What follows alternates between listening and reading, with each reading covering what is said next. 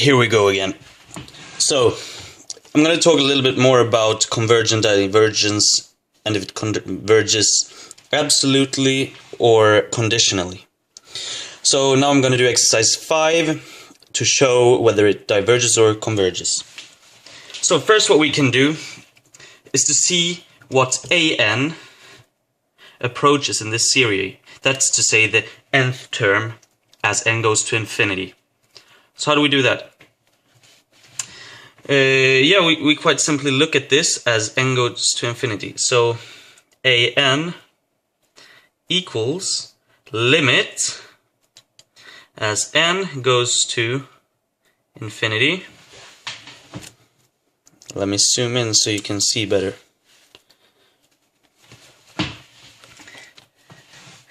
Minus 1 to the nth,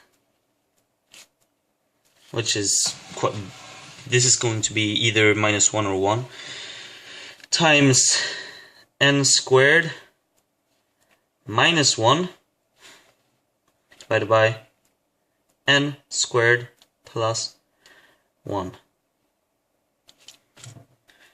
So, if we look at this, we will find that this goes to 1. And it's quite easy to see as well, because we have two variables n that each have the power 2, and as it's going to infinity, everything else will become obsolete in comparison to n squared. Hence, these are going to be approximately the same size, and then something that's almost the same size divided by itself is obviously going to be 1. So this diverges.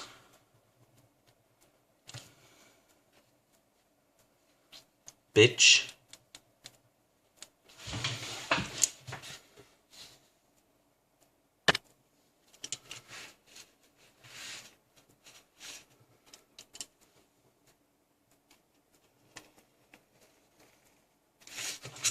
Tidy as fuck.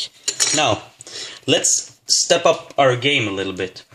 In number 19, we're asked to find x, so that in order to we're asked to set a value on x so that it converges absolutely.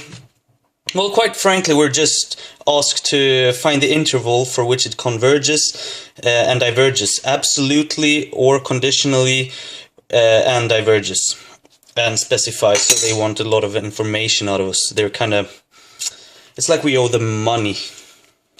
They want to blackmail us, but we're gonna give them what they want. So quite frankly, we're gonna use the ratio test for this motherfucker, and that's gonna be x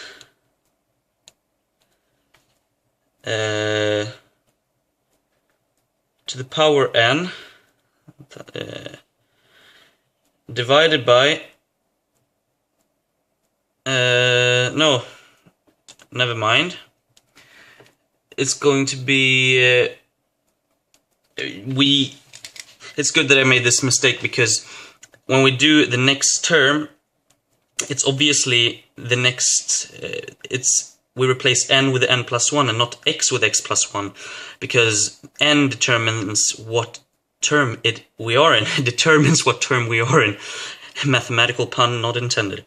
So, we are obviously going to have x constant for every single term in this series. So, good that I made that mistake.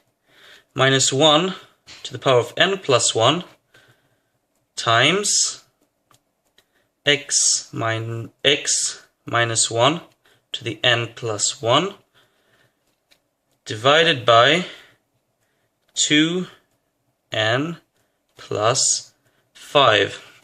I'm one step ahead of you, because I quite frankly replaced this with n plus 1. 2n plus 2 plus 3 is 2n plus 5. And then I multiply it by the reciprocal of the previous term, which is going to be exactly this. It's going to be minus 1 to the n times x minus 1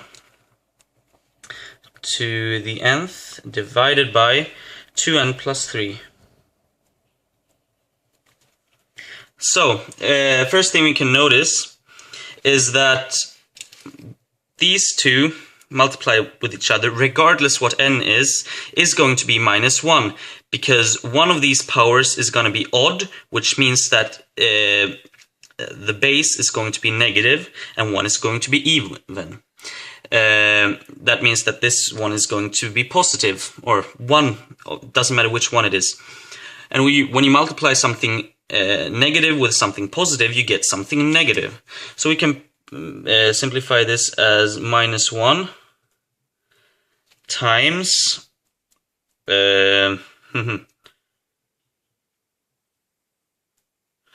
this is obviously the reciprocal. I said reciprocal and then I didn't do it. I'm a fucking hypocrite. So this is going to be x minus 1, because this will cancel out. We'll be left with n times 2n plus 3 divided by 2n plus 5. And as this goes to infinity, sorry, I had to stop myself because I wasn't a good boy and wrote limit as n goes to infinity. So basically, if we look at this, if we want to test for absolute convergence, we can just do this and we won't care about this negative one. So what this will converge to will be the absolute value of x minus 1. And why is that? Because this, we can, if we factor this one out, just take it aside a bit, we only have n to the same power here. This thing is going to be redundant. Something large over something large. Well, they even have the same factor. So, and that's key. That's the key reason why this will simplify to 1. So it's going to be the absolute value of x minus 1, our limit. And what do we know now for convergence? Yes, since x minus 1 will be raised to the nth power, and exponent always wins over power as n goes to infinity. This will always be larger than this. So, in order for this not to go to infinity, what do we need to know? Anything smaller than 1 raised to an infinite amount of power will approach 0, whereas something larger than 1 raised to an infinite high power will go to infinity. So this base, which is going to be raised to the nth power, has to be smaller than 1. So then we set up an equation. It's going to be x minus 1 must be smaller than 1.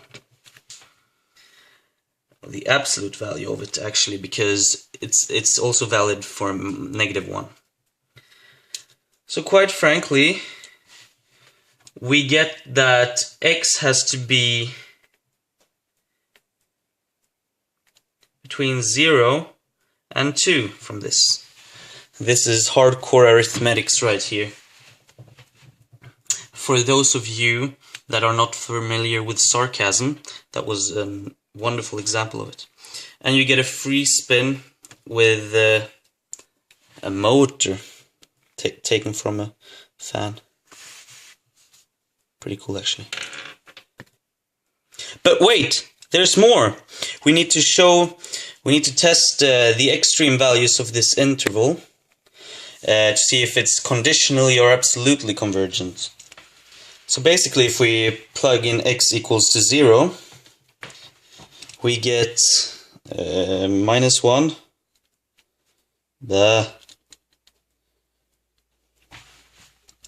minus 1 time to the nth times is minus 1 to the nth divided by 2n plus 3. And if we take the absolute value of that, we end up with 1 over 2n plus 3. And if we look, compare this to the harmonic series 1 over n, we know that it's also going to tend to infinity. Just put a little question mark here, because I'm the Riddler. This tends to infinity. We don't care what factor it is before under n, because we can just factor it out, sort of, and make it go to infinity. So half infinity is still infinity. So this will definitely diverge.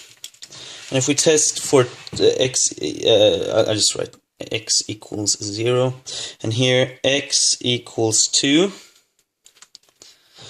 I mean, this is an ugly x. I don't have any x's because I'm a pro. So so we plug in 2, so we get basically so if we plug in 2 in this, we will get 1 to the n